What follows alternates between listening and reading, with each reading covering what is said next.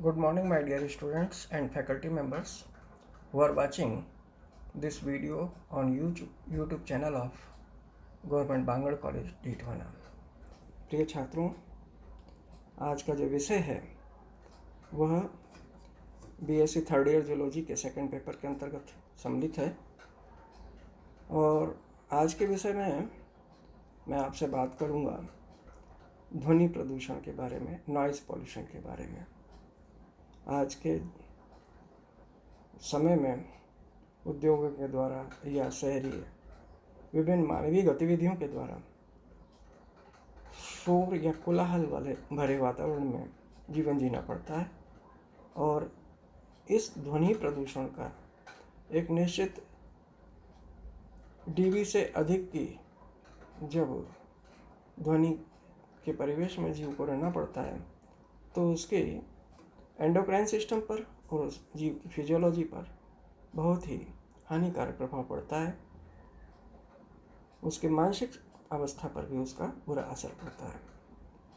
तो ध्वनि प्रदूषण क्या है, इसके स्रोत क्या हैं, इसका निवारण का तरीका क्या हो सकता है, इन बिंदुओं पर मैं आपसे शेयर कर रहा हूँ।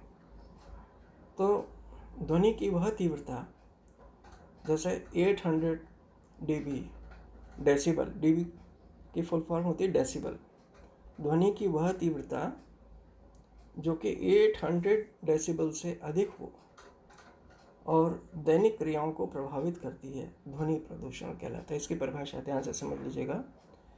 800 डेसिबल से नीचे की ध्वनि सहन करने योग्य है और 800 डेसिबल से यदि यूपर की ध्वनि होती है, ध्वनि प्रदूषण है, तो वह स्वास्थ्य के लिए हानिकारक होती है। ध्वनि प्रदूषण की जो यूनिट है उसको डेसिबल, डीबी से डिनोट करते हैं और बोलते हैं डेसिबल। ध्वनि प्रदूषण के स्रोत क्या हो सकते हैं, उनके कारण क्या हैं? वातावरण में ध्वनि प्रदूषण के अनेक स्रोत हैं जिन्हें दो श्रेणियों में बांटा गया है। पहला है प्राकृतिक स्रोत और दूसरा है मानव जनित स्रोत। प्राकृतिक स्रोत जो होते हैं, पृथ्वी पर ध्वनि जीवों से, वायु के विभिन्न वस्तुओं से टकराने से उत्पन्न हुई आवाज़ होती है। ध्वनि जो होती है वो या तो जीवों से उत्पन्न होती है या हवा के विभिन्न वस्तुओं से टकराने से उत्पन्न हुई आवाज़ है। जैसे नदियों, झरनों से उत्पन्न होती है वो आवाज़ भी ध्वनि प्रदूषण करती है। कभी किसी डैम से जब उसका फाटक खुलता है, पानी को बाहर निकाला जाता है, डैम के लेवल से अधिक हो जाता है तो पानी को खोला जाता है, फाटक खोल के निकालते हैं, तो वो भी बहुत तेज आवाज़ होती है जो कि कानों को चुभती है।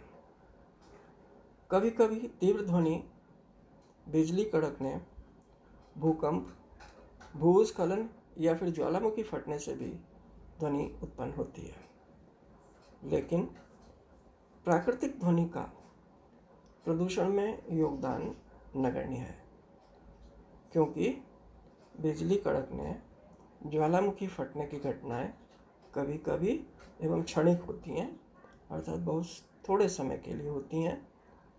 परंतु जो दूसरा स्रोत है, मानव जनित स्रोत, यह घातक होता है।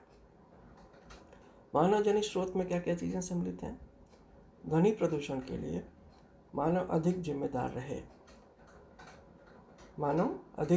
रहे हैं, क्योंकि मानव निर्मित उपकरणों के कारण ध्वनि प्रदूषण होता है। और ये क्या क्या हो सकते हैं ये उपकरण हैं?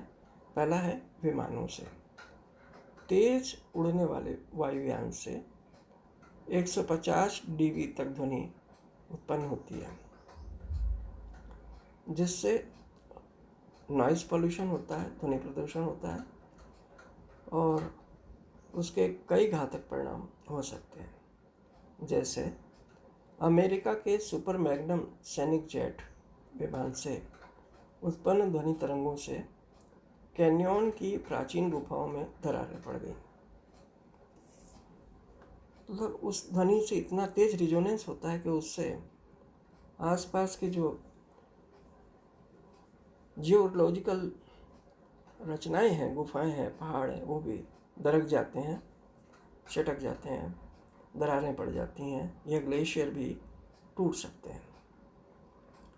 विमान सूर्य की पराबैंगनी किरणों से पृथ्वी की रक्षा करने वाली ओजोन परत को हानि पहुंचाते हैं।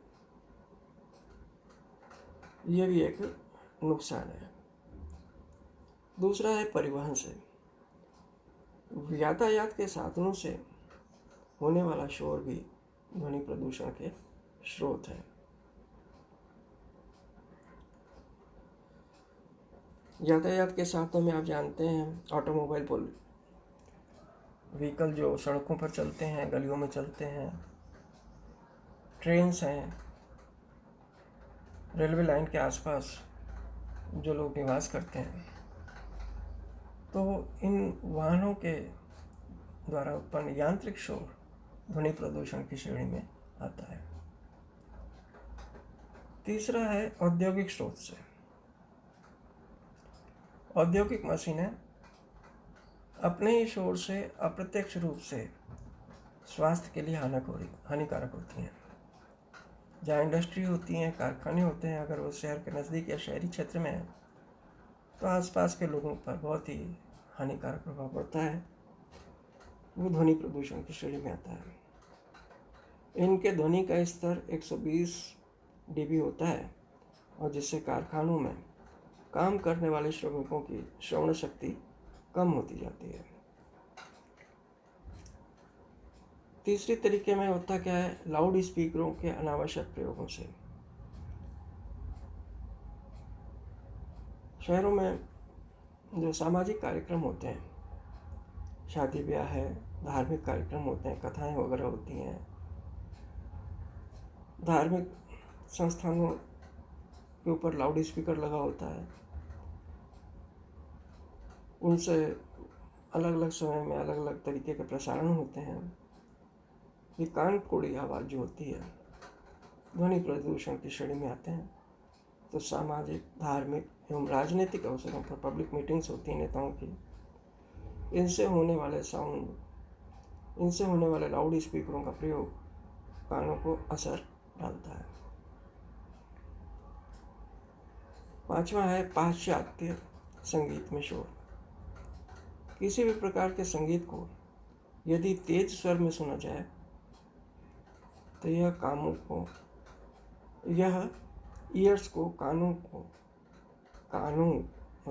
कान को अच्छा नहीं लगता और यह संगीत ब्रेन के जो नर्व्स हैं, ब्रेन की जो कोशिकाएं हैं, उनको तनाव बढ़ाता है, जिससे श्रवण शक्ति कमजोर हो जाती है।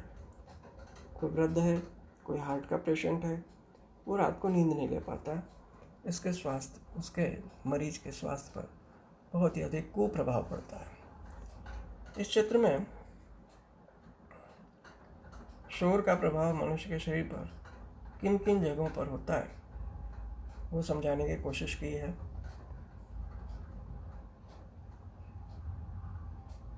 नॉइस पॉल्यूशन से ब्लड प्रेशर में वृद्धि हो जाती है, हार्ट बीट बढ़ जाती है,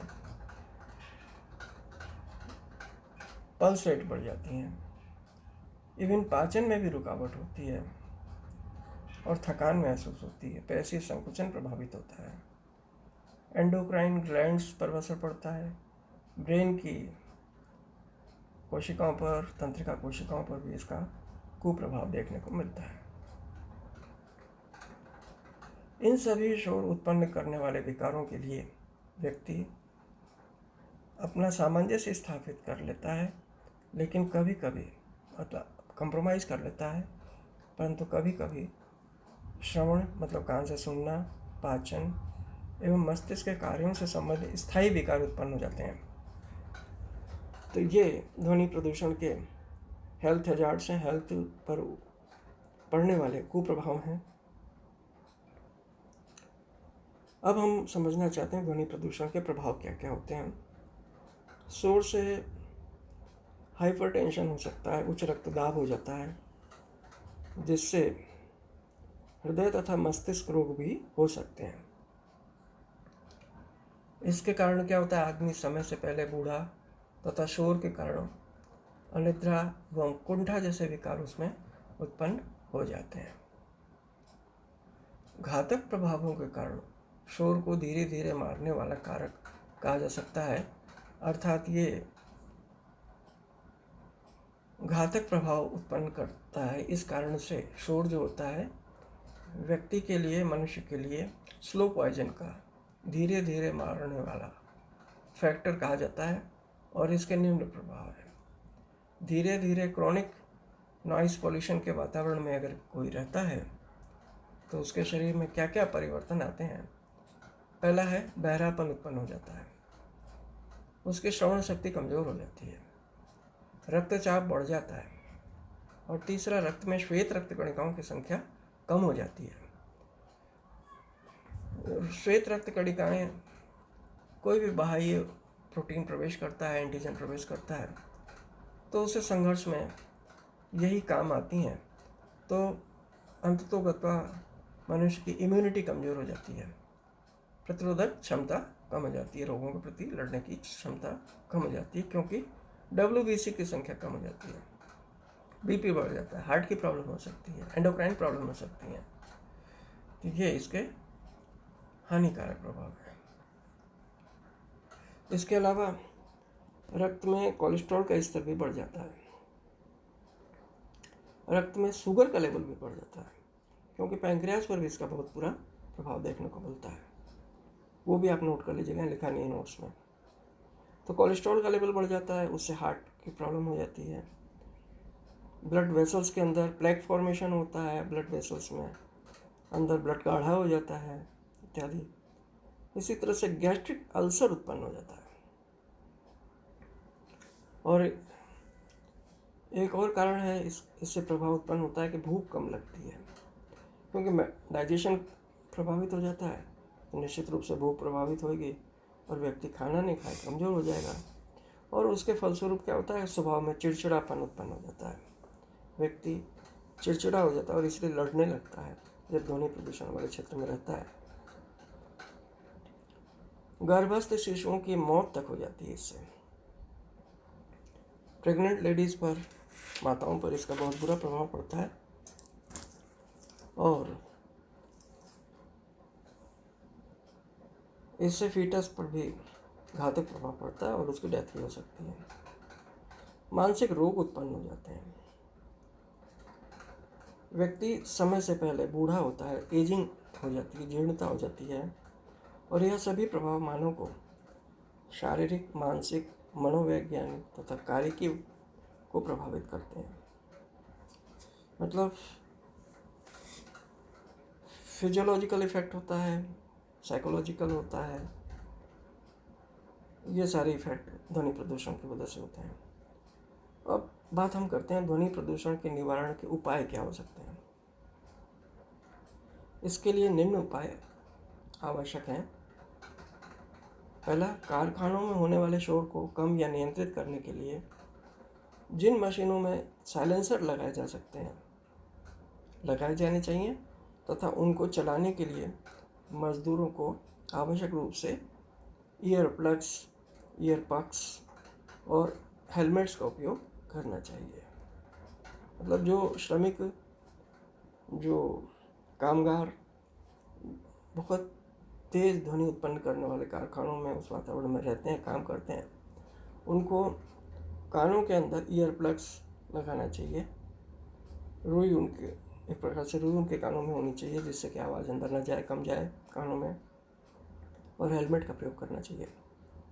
इसी तरह से वेल्डिंग से उत्पन्न शोर को, जो कि हार्डवेयर वाले का, लोहे के जंगले बनाने वाले, लोहे को वेल्डिंग करने वाले जो कारीगर हैं, वहाँ वेल्डिंग से उत्पन्न शोर को रिवेटिंग के प्रचलन से कम किया जा सकता है।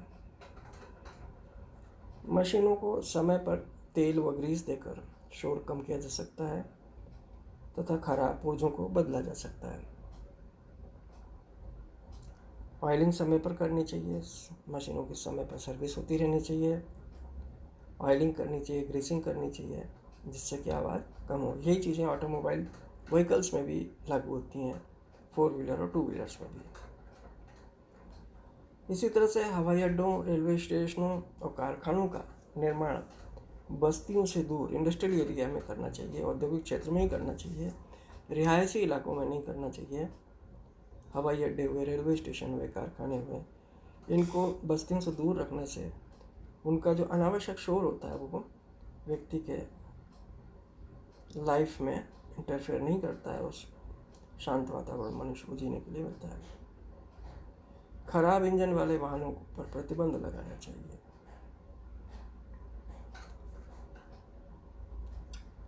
पेड़ और शोर प्रदूषण को कम करते हैं, अतः सड़क के किनारों पर, दोनों किनारों पर, रेलवे लाइन की तरफ, हवाई अड्डों के आसपास सर्वाधिक पेड़ लगाने चाहिए, जिससे कि ये ध्वनि प्रदूषण को रोकें।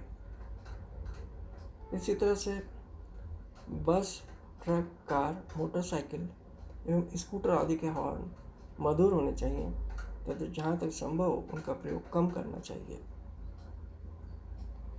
सार्वजनिक स्थानों पर रात्रि में लाउड स्पीकरों एवं अन्य ध्वनि प्रसारकों का प्रयोग निषेध किया जाना चाहिए। पब्लिक प्लेसेस पर, शादी ब्याह में, सामाजिक कार्यक्रमों में रात को 10 बजे के बाद भी नासमझीवश लोग अपने वर्चस्व को स्थापित रखने के लिए लाउड स्पीकरों का, ध्वनि प्रसारक यंत्रों का, माइक का बहुत ऊंची आवाज़ में डीजे वगैरह बजा करके ध्वनि यंत्रों का प्रसारण करके ध्वनि प्रदूषण करते हैं, जो कि निषेध है और उसको जन जागृति से रोकना चाहिए। बढ़ते हुए ध्वनि प्रदूषण को रोकने के लिए जन चेतना या जन जागृति, जिसको मैंने बताया, करना चाहिए, तभी इसे छुटकारा मिल सकता है, अन्यथा विश्व शारीरिक दृष्टि से दुर्बल हो जाएगा। इसे अनदेखे खतरे से बचने का प्रयास व्यक्तिगत एवं सामाजिक दोनों स्तर पर किया जाना चाहिए। सरकारों को भी इस पर ध्यान देना चाहिए और नियमों को, कानून को बड़ी कड़ाई से लागू करना चाहिए। तो ये टॉपिक पूरा हो गया। Thank you very much.